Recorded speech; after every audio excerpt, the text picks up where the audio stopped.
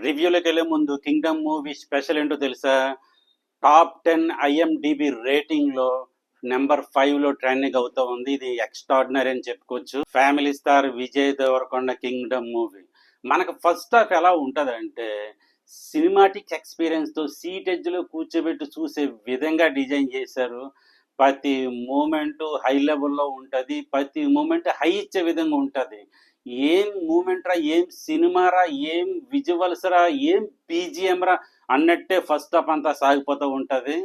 Satyadev character గాని, Vijay Devarakonda character గాని అద్భుతంగా డిజైన్ చేశారు. ఈవెన్ విలన్ క్యారెక్టర్ హీరోయిన్ గారికి అంత పెద్ద స్కోప్ లేదు. కానీ ఉన్నంతలో పర్వాలేదు. మిగతా వాళ్ళ క్యారెక్టర్స్ అంతా చాలా బాగానే డిజైన్ చేశారు. ఫస్ట్ హాఫ్ ఇంటర్వెల్ బ్యాంక్ తో ఎలా ఉండదంటే మంచి హైప్ మూమెంట్ తో ఎండ్ అవుతుంది. అంతవరకు చాలా బాగుంది. సెకండ్ హాఫ్ కూడా స్టార్ట్ అవడం చాలా బాగా స్టార్ట్ అవుతుంది. కానీ వెళ్ళే కొద్ది క్లైమాక్స్ కొంచెం డౌన్ అయిన ఫీలింగ్ అయితే కలిగింది. ఫస్ట్ హాఫ్ తో పోల్చుకుంటేనే ఆయన ఎలా ఎండ్ చేశారనేది కొంచెం కన్ఫ్యూజ్ గానే ఉంటది మనకి. విజయ్ దేవరకొండ ఫ్యాన్స్ కాళ్ళ దగ్గరేసుకుని చూసే సినిమా అని చెప్పొచ్చు. చాలా కాలం తర్వాత విజయ్ దేవరకొండ ఎమోషనల్ గా ఎలివేషన్స్ గా మంచి సినిమా పడ్డదని కూడా చెప్పుకోవచ్చు.